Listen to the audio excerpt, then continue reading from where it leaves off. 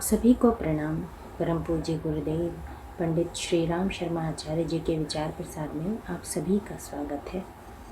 आज का शीर्षक है सामयिक चिंतन का केंद्र है भारतीयता। भारत, भारतीय एवं भारतीयता। भारत, भारतीय एवं भारतीयता आज के सामयिक चिंतन का विशिष्ट केंद्र बने हुए हैं। हालांकि ये तीनों आपस में घुले मिले हुए हैं, फिर भी विश्व गांव बनी वर्तमान दुनिया में इनका सही परिचय पाना, यथार्थ पहचान खोजना असंभव नहीं तो कठिन अवश्य हो गया है।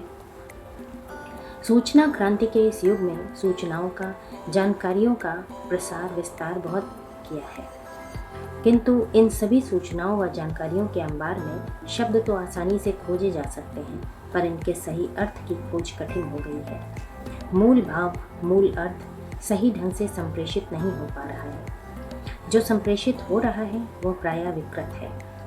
यही वजह है कि भारत, भारतीय एवं भारतीयता के प्रति विश्व निवासियों में पनपता आकर्षण अपने आप ही विकर्षण व विसंगतियों से घिरने लगता है। विश्व हित के लिए, जनहित के लिए इन विसंगतियों के कोहरे व कुहासे का छटना हटना बहुत ज़रूरी है। भारत का सही परिचय व इसकी सम्यक पहचान कराते हुए यह कहा जा सकता है, यदि पृथ्वी पर ऐसा कोई देश है जिसे हम धन्य पुण्य भूमि कह सकते हैं, यदि ऐसा कोई देश है जहाँ मानव जाति की क्षमा, धैर्य, दया, शुद्धता आदि सद्वृत्तियों का सर्वाधिक विकास हुआ है, और यदि कोई ऐसा देश है जहाँ आध्यात्मिक तथा सर्वाधिक आत्मान्वेषण का विकास हुआ है, तो वह भूमि भारत ही है।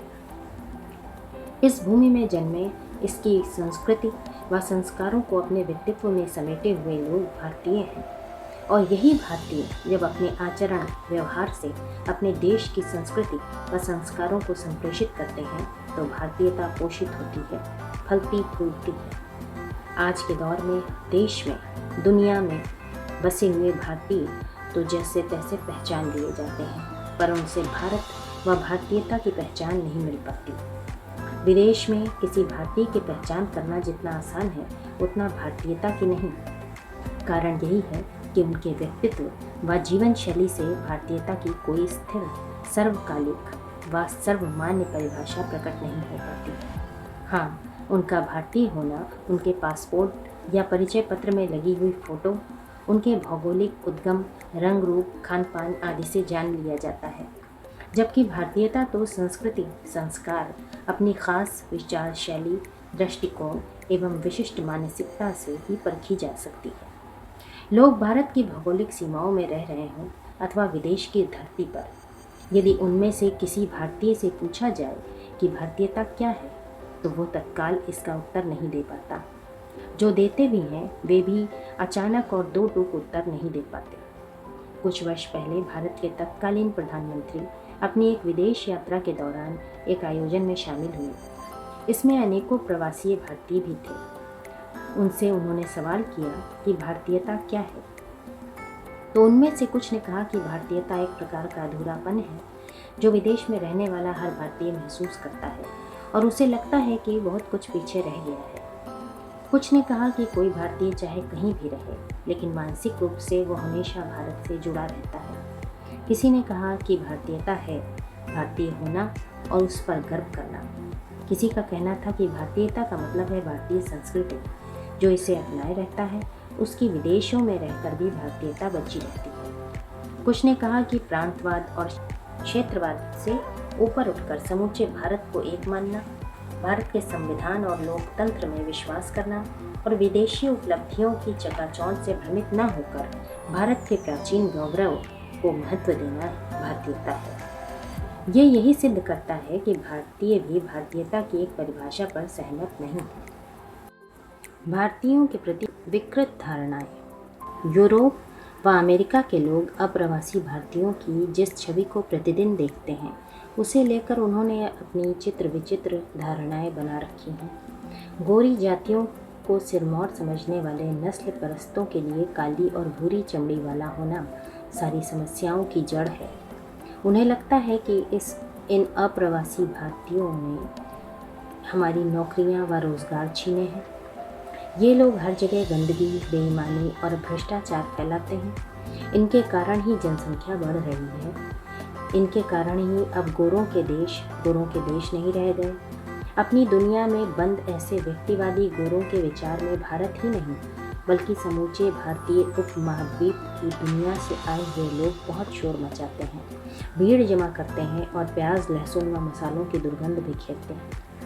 इसीलिए ये लोग गोरे इलाकों में उनके उपासना स्थल बनाने, दुकानें खोलने का विरोध करते हैं। वे उनका अपने बीच आकर रहना पसंद नहीं करते। इन लोगों में ये धारणा भी है कि जिन इलाकों में ये लोग रहने लगते हैं वहाँ के मकानों, जायदादों की शोभा व मूल्य घट जाते हैं। ऐसे लोगों की सोच का ये मतलब नहीं है कि भारतीय और विदेशों की प्रशंसा नहीं होती। ऐसे लोगों की सोच का ये मतलब नहीं है कि विदेशों में भारतीयों की प्रशंसा नहीं होती। भारतीयों की शैक्षणिक उपलब्धियों, व्यापारिक व आर्थिक सफलताओं, उनके पारिवारिक संगठन सहयोग, एक दूसरे की सहायता करने की सामाजिक भावना, परिश्रम, उद्योग परायणता और शांति प्रियता की भी प्रशंसा होती है। मीडिया और सरकारी रिपोर्टों में छपने वाले आंकड़ों में भारतीयों की उपलब्धियों को प्रायः रेखांकित किया जाता है। लक्ष्मी नारायण मित्तल, स्वराज पाल और इन जैसे अन्य सफल उद्योगपतियों, हजारों डॉक्टरों, वैज्ञानिकों, इंजीनियरों, शिक्षाविदों और मीडिया कर्मियों की सफलताओं की निरंतर सराहना की जाती है। इन गुणों के कारण भारत के बारे में स्थानीय लोगों की साम्राज्यवादी मान्यताएं क्षीण होती जा रही हैं। भारत में हो रही तेज आर्थिक प्रगति और सूचना प्रौद्योगिकी के क्षेत्र में उसके बढ़ते वर्चस्व ने भी विदेशों में बसे भारतीयों की प्रतिष्ठा काफ़ी बढ़ाई है। इस बढ़ी हुई प्रतिष्ठा के कारण ही ब्रिटेन के वर्तमान प्रधानमंत्री डेविड कैमरून ने यहाँ तक कह डाला कि हो सकता है कि भविष्य में उनके देश का प्रधानमंत्री कोई भारतीय या एशियाई हो। विश्व भर के समाचार माध्यमों ने उनके कथन की सुर्खियां बनाई और खूब वाहवाही बटोरी। मूल प्रश्न अभी भी जस का तस है, क्या भारतीयता एक सांस्कृतिक पहचान है, और अगर है तो किस तरह की? आज विश्व गांव और वैश्वीकरण के नारे के साथ जिस तरह संस्कृतियों और समाजों के अलगाव की समाप्ति हो रही है तथा वे एक दूसरे को प्रभावित कर रहे हैं, उससे भारत और विदेशों में भारतीय संस्कृति की अपनी पहचान का क्या स्वरूप बचा रह पाता है। प्रवासी लोगों में धार्मिक विश्वासों, धार्मिक प्रतीकों, अतीत की स्मृतियों, भाषा और खानपान आदि का संरक्षण करने की बड़ी प्रबल प्रवृत्ति दिखाई देती है। भारत और अफ्रीकी देशों से ब्रिटेन में आकर बसे भारतीय मूल के लोग अपने रीति रिवाजों का यथासंभव पालन करने की कोशिश करते हैं। तीज त्योहार मनाते और नामकरण, मुंडन आदि संस्कार कराते हैं, लेकिन उनकी नई पीढ़ियों ने अंग्रेजी रिवाजों, आचरण पद्धतियों, तौर तरीकों और अंग्रेजी भाषा को काफ़ी हद तक अपनाया है। यहाँ तक कि उन्होंने भोगवाद और उन्मुक्त यौनाचार को अंगीकार किया है। इस तरह ये सब प्रकार की हाइब्रिड या संकर संस्कृति का विकास कर रहे हैं, जिसे अंतर्जातीय विवाह संबंधों और अंग्रेजी बहुसंस्कृतिवाद ने और भी बल दिया है। ऐसे में भारतीयता क्या है, इस बारे में उनकी कोई स्पष्ट धारणा नहीं है। सैद्धांतिक रूप से भी वे भारतीय व भारतीयता से ढंग से परिचित नहीं हैं। हाँ, ये ज़रूर हुआ है कि घर में भारतीय संस्कृति और बड़ों के अनुशासन तथा बाहर विदेशी संस्कृति के दबावों और आग्रहों के कारण वे प्रायः स्वयं को त्रिशंकु की तरह न इधर के और न उधर के अनुभव करने लगते हैं। अब चूँकि बाहर बसे भारतीय समाज को अनेक भारतीय टीवी चैनल देखने को मिलते हैं, जिन पर समाचारों से ज़्यादा धारावाहिक और मनोरंजन के कार्यक्रम दिखाए जाते हैं, और साथ में भारतीय फिल्में भी, इनका असर भी उन पर पड़ता है और ये पड़ना स्वाभाविक भी है। इन पर कभी कभार विदेशी दर्शकों की भी निगाह पड़ती है, तो वे भी उनकी तड़क भड़क, स्कैंडल और विलासिता को देखकर भारतीयता के बारे में विचित्र धारणाएं बनाने लगते हैं। पूज्य गुरुदेव के चिंतन में भारतीयता। भारतीयता क्या है? यह सवाल तो बड़ा स्पष्ट है, लेकिन इसका सही, सम्यक व सटीक उत्तर कहीं दिखाई नहीं दे रहा है और न ही इसकी स्वीकृति, सुरक्षा, संरक्षण व प्रशिक्षण की कोई कारगर व्यवस्था है। आधुनिक युग में इसकी सही, सम्यक व सटीक खोज करने का श्रेय निस्संदेह रूप से युग ऋषि परम पूज्य गुरुदेव पंडित श्री राम शर्मा आचार्य जी को ही जाता है। सही अर्थों में उन्होंने संपूर्ण जीवन में भारतीयता की साधना की, साथ ही उन्होंने भारतीयता के प्रसार व प्रशिक्षण की व्यापक योजना को गतिशील किया है। उन्होंने अपने व्यक्तित्व, लेखन व वाणी से स्पष्ट किया है कि भारतीयता में भारत व भारतीय दोनों घुले मिले हैं। भारत की पहचान एक भूमि के टुकड़े के रूप में नहीं, बल्कि संस्कार, संस्कृति व साधना से होती है। इसी तरह भारतीय वही है जिसने इन तत्वों को अपने जीवन में न केवल धारण किया है, बल्कि अपने व्यक्तित्व व रोज़मर्रा के जीवन में इन्हें प्रसारित कर रहा है। भारतीयता भारत व भारतीयों की युग युगीन साधना का सत्परिणाम, सुपरिणाम है। युग ऋषि ने समस्त भारतीय विचारधारा को संक्षेप, संकेत व सूत्र रूप में गायत्री मंत्र के रूप में स्पष्ट किया है, जिसका व्यवहारिक अर्थ है सन्मार्गगामी विवेकपूर्ण चिंतन। इसी तरह उन्होंने संपूर्ण भारतीय कर्मशक्ति को यज्ञ के रूप में बताया, जिसका व्यवहारिक रूप है इदम नमम, अर्थात निस्वार्थ कर्म। इस प्रकरण में उन्होंने यह भी कहा कि यदि भारतीयता को जीवंत देखना है तो उसे मनुष्य में देवत्व के उदय एवं धरती पर स्वर्गीय परिस्थितियों के विस्तार के प्रयास के रूप में देखा जा सकता है। भारत, भारतीय व भारतीयता जाति, क्षेत्र, कुल, धर्म से परिभाषित नहीं किए जा सकते। इन्हें तो बस सद्गुण संपन्न जीवन व समुन्नत कर्म से बताया, दिखाया व समझाया जा सकता है। भारत ने अपने चिर अतीत से संपूर्ण वसुधा को अपना कुटुंब मानकर वसुधैव कुटुंबकम के स्वर मुखर किए हैं। इसलिए आज के विश्व गांव में एवं वैश्वीकरण के युग में इसकी प्रासंगिकता व समीचीनता यथावत है। भारतीय संस्कृति के सनातन तत्व ही है भारतीयता। भारतीय संस्कृति के सनातन व शाश्वत तत्व ही भारतीयता की रीढ़ है। विगत अनेक दशकों से युग ऋषि द्वारा प्रेरित व प्रवर्तित विचार क्रांति अभियान, युग निर्माण मिशन भारत व विश्व के विभिन्न देशों में जन जन को इसका शिक्षण प्रशिक्षण देने में संलग्न है। हाँ, ये सच है कि भारत व विदेश में रहने वाले अधिकांश भारतीय इतनी गहराई व सूक्ष्मता से सोचने का कष्ट नहीं उठाते। उनकी रुचि धन कमाने और सुख सुविधा के साधन बटोरने में कहीं अधिक है।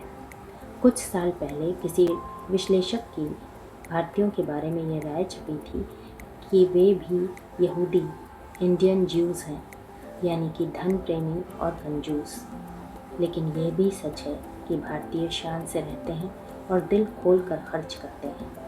इसी के साथ ये भी सच है कि भारत में व विदेश में बसने वाले भारतीयों ने अपनी संस्कृति के जिन शाश्वत तत्वों को देश व विदेश में अपना रखा है, उनमें आस्तिकता, ईश्वर भक्ति, सहनशीलता, अहिंसा, उदारता, सह अस्तित्व व ज्ञान पिपासा आदि आसानी से गिनाए जा सकते हैं। इसी के साथ जुड़ा हुआ सच ये भी है कि भारत, भारतीयता व भारतीय के सही अर्थ को अभी भी उन्हें बताया जाना, सिखाया जाना शेष है।